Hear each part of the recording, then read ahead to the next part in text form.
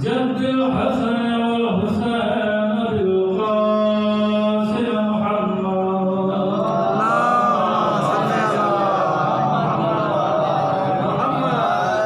व आलिहि तय्यबीन ताहिरीन अल मासूमीन व लअनतुल्लाहि अला अदाइहिम व मुनकिरि फज़ाइलिहिम व गासिबीन लिहुकूकिहिम min yawmina hadha ila qiyami yawmiddin. Amma ba'du faqad qala Allah subhanahu tabaraka wa ta'ala wa qalahu al-haq. Bismillahir rahmanir rahim.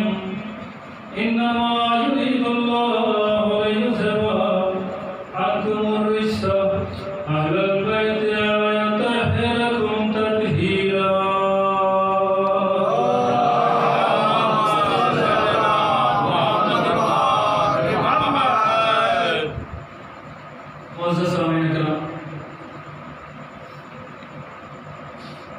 बहुत तवील गुफ्तगू नहीं करनी है, चूँकि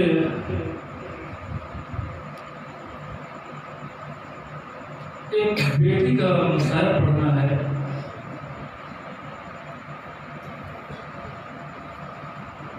उस मसाले को मद्देनजर रखते हुए तमहीदी गुफ्तगू में इस आया करीमा का इंतखाब किया है ताकि चंद जुमले बेटी के हवाले से मैं आप हज़रात की खिदमत में पेश कर सकूं।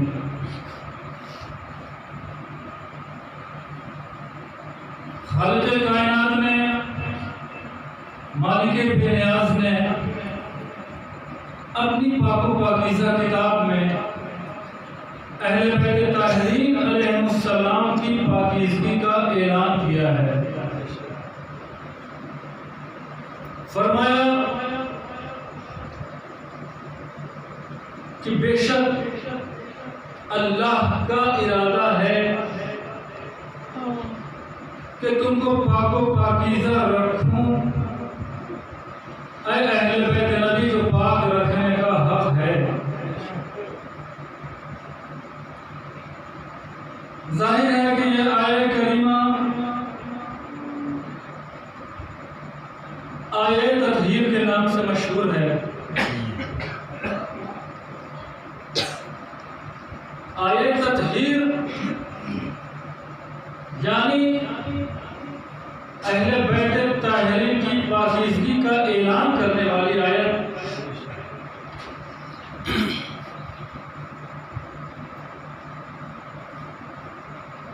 ये आयत नाज़िल कब हुई, इसका महल नुज़ूल क्या है, आप हज़रात समाअत फरमाते रहते हैं कि जब रसूल सलाम ने अपने जिस्म में ज़ौफ़ महसूस किया, अपने जिस्म में कमज़ोरी महसूस की, तो आए, तशरीफ़ लाए। किसके पास आए? अपनी प्यारी बेटी जनाब फातिमा ज़हरा सलामुल्लाह अलैहा के पास आए।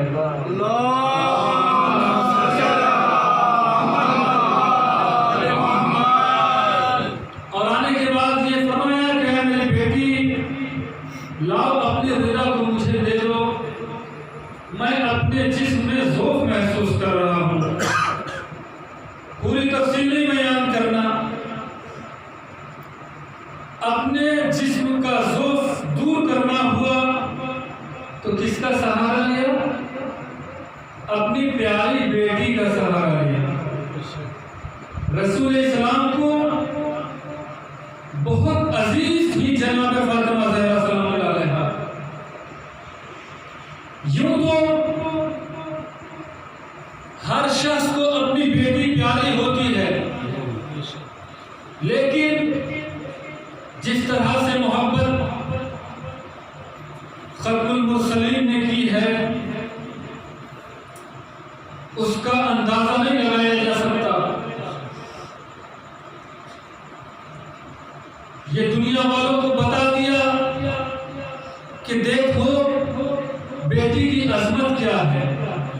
बेटी की शान क्या है, बेटी से मोहब्बत किस दर्जा करना चाहिए। यूं तो बेटे भी प्यारे होते हैं, लेकिन जो अजमत, जो मंजिलत बेटी की है, वो मंजिलत बेटे की नहीं है।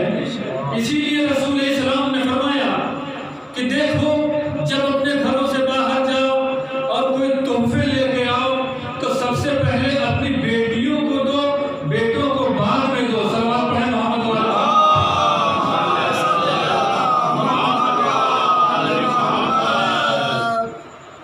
ये बेटियां बड़ी अजीम हैं। हदीस में है कि जिसने 3 बेटियों की परवरिश की, जिसने अपनी 3 बेटियों की परवरिश की और उसे राहे रास्त पे लगा दिया, उसकी मुकम्मल परवरिश की, अच्छे रास्ते पे लगाया, अच्छा रास्ता दिखाया, पढ़ाया लिखाया, मंजिल तक पहुंचाया, उसके ऊपर जन्नत वाजिब हो जाती है। सल्लल्लाहु अलैहि वसल्लम।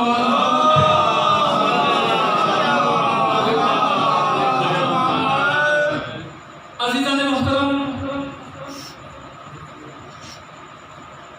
आप हज़रात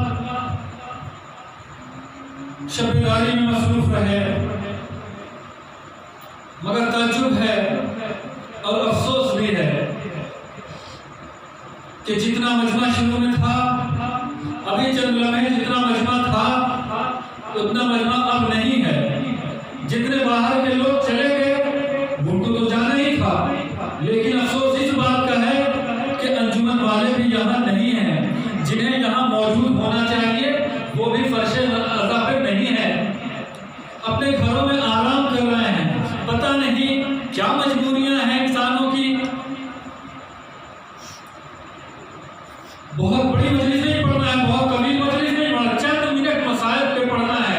ये तो तमहीदी गुफ्तगू मैंने इसलिए की कि जो हज़रात अपने ज़रूरियात में मसरूफ हो वो आ जाए फर्शे अज़ा पे, ताकि कम से कम हक़ गिरिया अदा हो जाए। अज़ादारों, हम दिल खोल के मजलूमों पर मातम कर लें, हुसैन की नन्ही बेटी पे आंसू बहा लें, मगर लोग अपने अपने घरों में हैं। तो अज़ीज़ान मोहतरम, बेटी की अज़मत, बेटी की अज़मत बहुत है। बेटियों की अज़मत रसूल इस्लाम ने बयान की है और बार बार हमें दिखलाया भी है कि जब रसूल इस्लाम कहीं सफर के लिए जाया करते थे तो सबसे रुखसत होने के बाद सबसे आखिर में अपनी प्यारी बेटी जनाब फातिमा ज़हरा से रुखसत हुआ करते थे, और जब सफर से वापस आते थे तो सबसे पहले अपनी बेटी से मुलाकात करते थे, उसके बाद सबसे मुलाकात करते थे। इसलिए कि अपनी बेटी से मोहब्बत का इजहार हो सके, दुनिया वाले समझ सके कि बेटी क्या होती है। ये बेटियां जितना बाप से प्यार करती हैं ना, उस अंदाज से उस हद तक बेटे प्यार नहीं करते।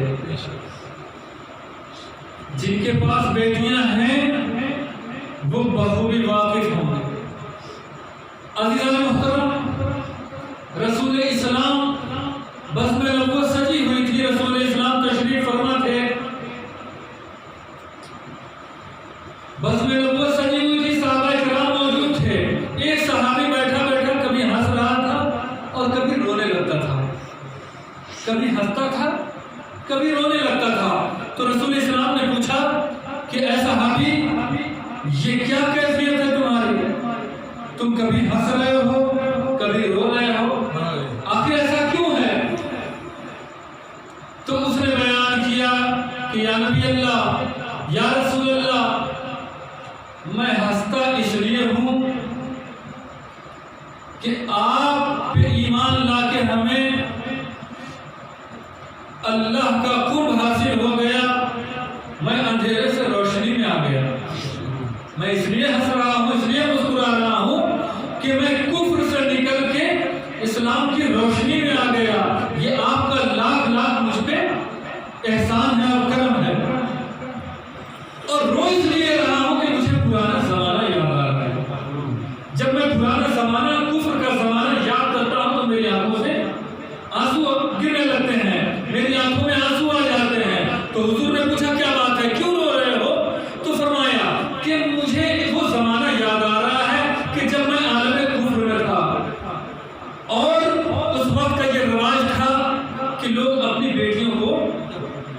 दफन कर दिया करते थे, जिंदा दफन कर दिया करते थे।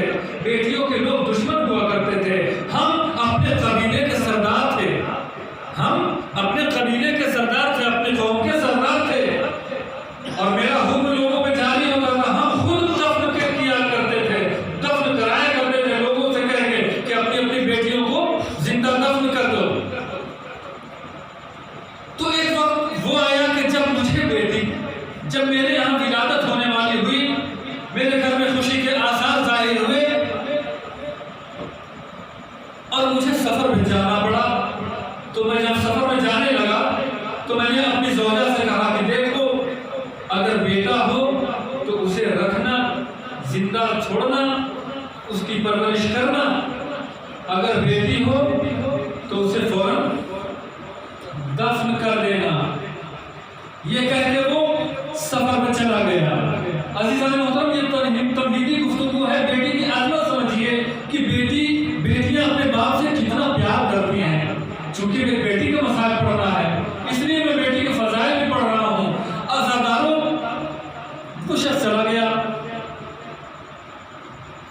और जाने के बाद एक तवील अरसे के बाद, कई साल के बाद, सालों के बाद जब वो घर वापस आया तो अपने घर में क्या देखा कि प्यारी सी फूल जैसी बच्ची आंगन में टहल रही है। देख के इसे प्यार आया, कितनी प्यारी बच्ची है, इतनी खूबसूरत सी बच्ची है, फूल जैसी। दिल में प्यार आया, पता किसकी बच्ची है। अपनी ज़ौजा से पूछा किसकी बच्ची है, तो जवाब दिया ज़ौजा ने कि ये आप ही की लड़की है। जो बच्ची पैदा होने वाली थी वो यही बच्ची है। बेटा पैदा ना हो सका, ये बेटी पैदा हुई। एक मर्तबा दिल में मोहब्बत जोश मारती थी, दिल में ख्याल आता था कि मोहब्बत में अगर हम इसे छोड़ देते हैं तो कबीले वाले क्या कहेंगे कि हमारी बेटियों को तो दफन करा दिया और अपनी बेटी को बचा रहे हो। अगर हम इसे छोड़ देते हैं, जिंदा छोड़ देते हैं, तो लोग क्या कहेंगे। इसलिए अपनी ज़ौजा से कहा कि लाओ इसे तैयार करो, मैं लेके जाऊंगा, इसे दफन करो। ज़ौजा ने बहुत मना किया, बहुत मना किया, बहुत इसरार किया कि बचाए, लेकिन ये हरगिज़ न माना और ये कहा कि नहीं, इसे जल्दी से तैयार करो और इसे ये न बताना कि मैं इसे कहाँ ले जा रहा हूं। अजीजों, माँ ने किस दिल से कैसे तैयार किया होगा, अब इसका अंदाजा तो एक माँ ही लगा सकती है। उस बच्ची को तैयार किया, जब वो तैयार हो गई बच्ची, तो बाप ने अपनी बच्ची को लिया, कहा कि चलो हम तुम्हें अपनी नानी के पहुंचाएंगे, तुम्हें तुम्हारी नानी के यहाँ पहुंचाएंगे, चलो तुम्हें हम खिलौने दिलाएंगे, तुम्हें हम नानी के यहाँ ले चल रहे हैं। अजीजों, ये कह के उस बच्ची को लेके चले। बच्ची खुश थी, बच्ची खुश थी कि हम नानी के यहाँ जा रहे हैं।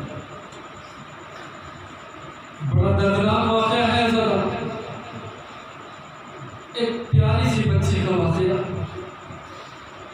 ये शख्स लेके चला, कभी अपनी बच्ची के चेहरे को देखता है कि इतनी प्यारी सी बच्ची को कैसे दफन करेंगे, लेकिन फिर वही जुमला याद आ जाता है कि हमने लोगों की बच्चियों को दफन कराया है। लोग क्या कहेंगे, लोगों के खौफ से, लोगों के तानों की वजह से ये शख्स लेके चला। बार बार अपनी बच्ची के प्यारे से चेहरे को देखता था, लेके पहुंचा एक रेगिस्तान में और बैठा एक कब्र बनाने लगा। बच्ची को पास में बिठा दिया, मिट्टी खोदने लगा। बार बार बच्ची कहती, बाबा आप तो कह रहे थे कि नानी के यहाँ जा रहे हैं, ये गड्ढा क्यों खोद रहे हैं?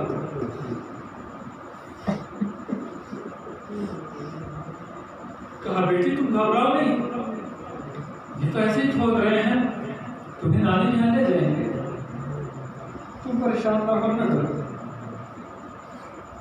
गड्ढा खोदा। अज़ादारों, जब वो शख्स गड्ढा खोदता था और उसके दामन में मिट्टी लग जाया करती थी,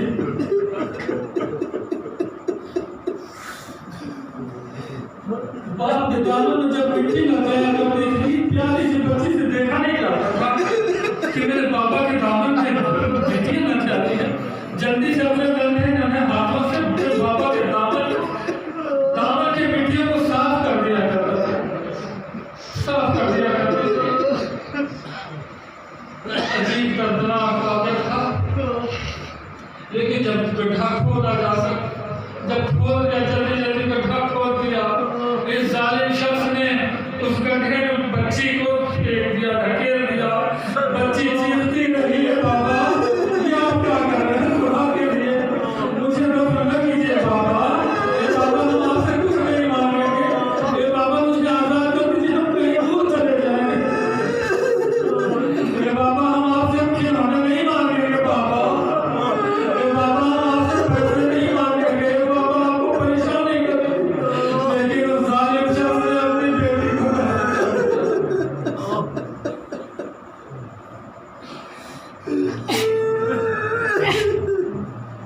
उस फूल जैसी बच्ची को दफन कर दिया। बाप ने बेटी को दफन कर दिया।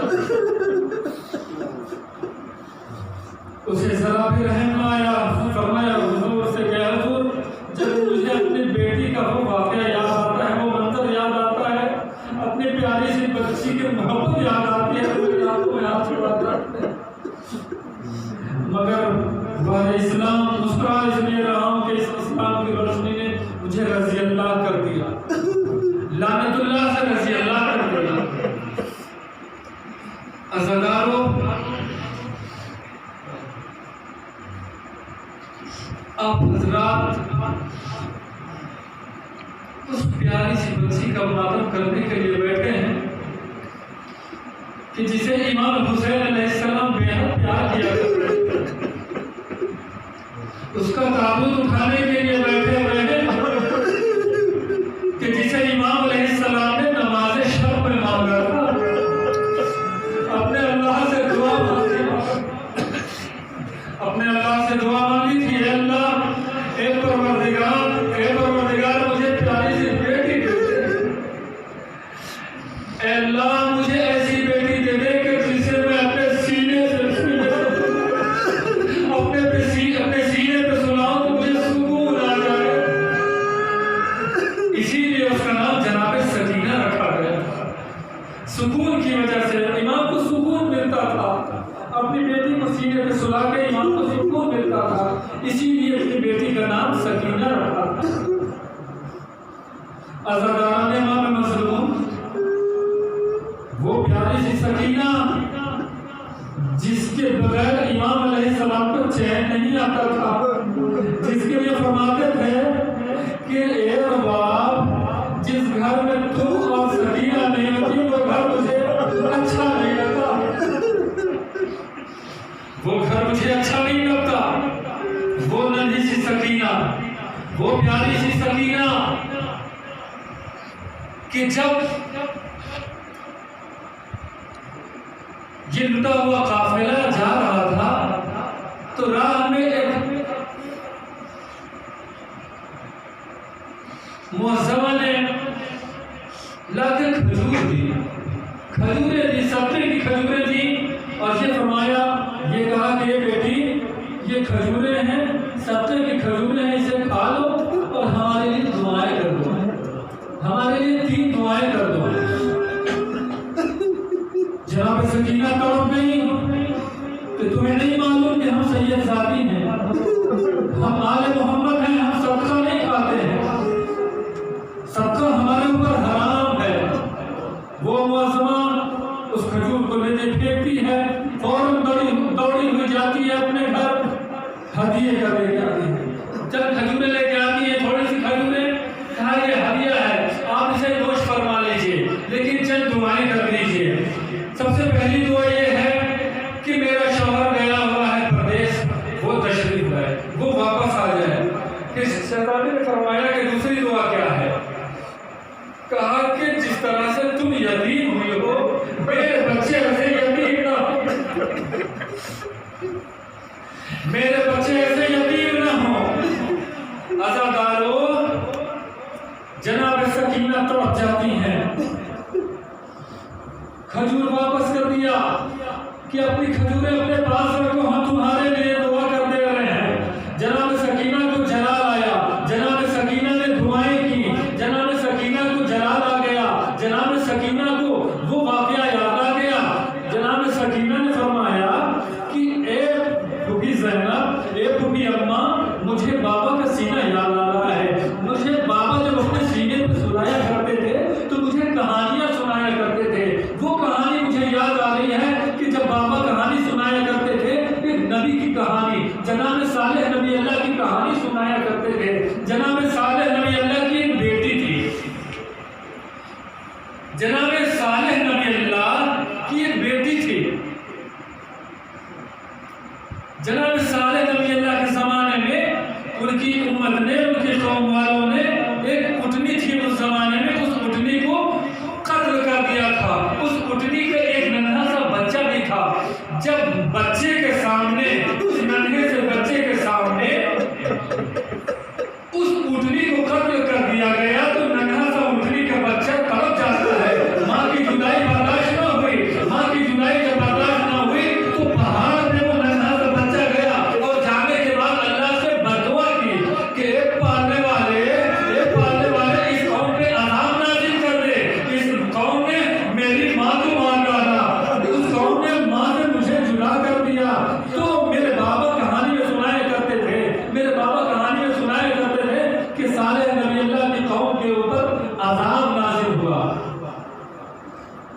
अज़ाब आया और वो कौम तबाह हो गई। ए फूफी अम्मा, क्या मेरी मंजिल उस उटनी के बच्चे से भी कम है? क्या मेरी मंजिलत उस उटनी के बच्चे से भी कम है?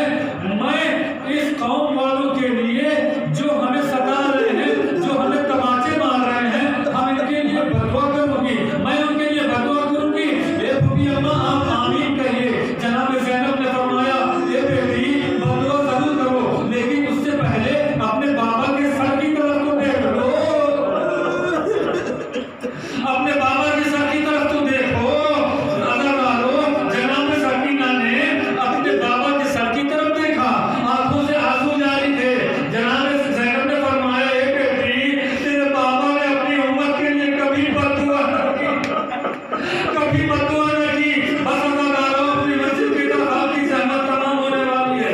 अज़ादारों, मैं शहादत पेश करने जा रहा हूँ, चंद जुमले शहादत के और आपकी ज़हमत तमाम। अज़ादारान इमाम मज़लूम, वो बेटी, वो नन्ही सी बेटी, वो नन्ही सी सकीना जो कैद शाम में रोया करती थी, अपने बाबा को याद किया करती थी, अपने बाबा का सीना याद करके रोया करती थी, अपने बाबा को याद किया करती थी, हमेशा याद किया करती थी।